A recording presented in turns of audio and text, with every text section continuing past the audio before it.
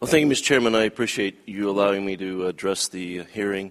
Mr. Lenz, thank you for attending today and taking some tough questions. Addressing the safety issues we're discussing today is vitally important, but I'd like to focus my questions on a related matter that I believe reflects on Toyota's disregard for its loyal customers and its loyal employees. I'm referring to the decision recently to shut down operations at NUMMI plant in Fremont, California, which will cost us about 35,000 jobs in the state of California.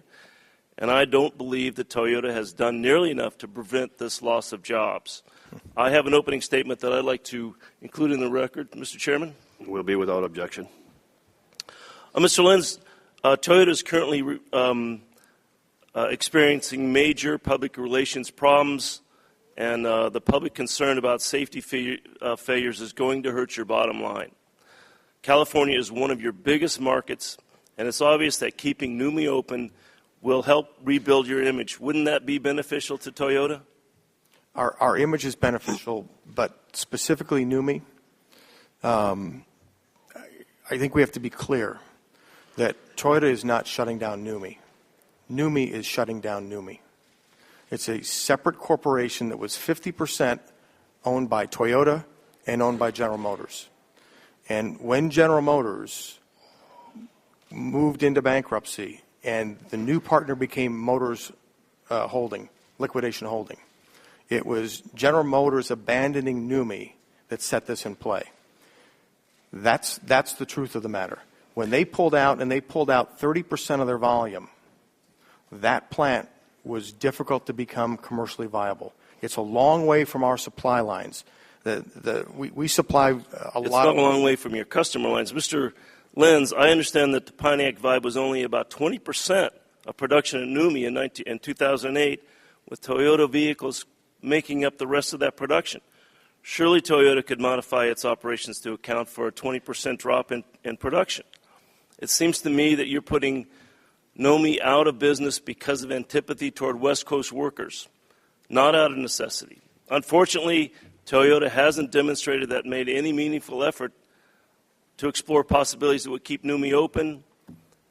And I was asking you, do you expect Californians to believe that in the brief time between GM's announcement and your decision to close, were you able to definitively determine that it was impossible to maintain operations at NUMMI?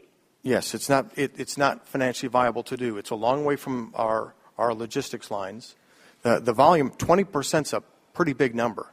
I mean, California sells about 13 to 14% of the nation's sales.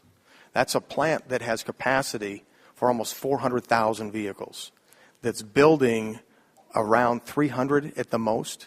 I mean, you've got to remember that when this industry collapsed after Lehman, we had a 40% collapse from the peak of the marketplace in 2000, 2001 to where we ended last year. There was tremendous overcapacity all across the United States. And it's not something you take lightly, closing a plant. I mean, you look at the workers behind me.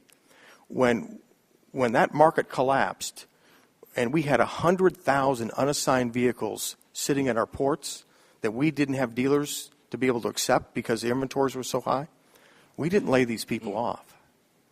We kept these people working because we know that they are a huge asset for us. So we don't take closing a plant, or NUMMI doesn't take closing a plant lightly. We believe in our workers. They've done a tremendous job in getting us through all this. So NUMMI is, unfortunately, we're going to stop ordering product at the end of March. And we will do what we can to try to help the workers through transition. And hopefully, I don't know if another assembly can go in there, or they can redevelop the property and create jobs through the redevelopment and whatever goes in there. But it's not. Mr. Lenz, I'm really thinking of your benefit as well as ours.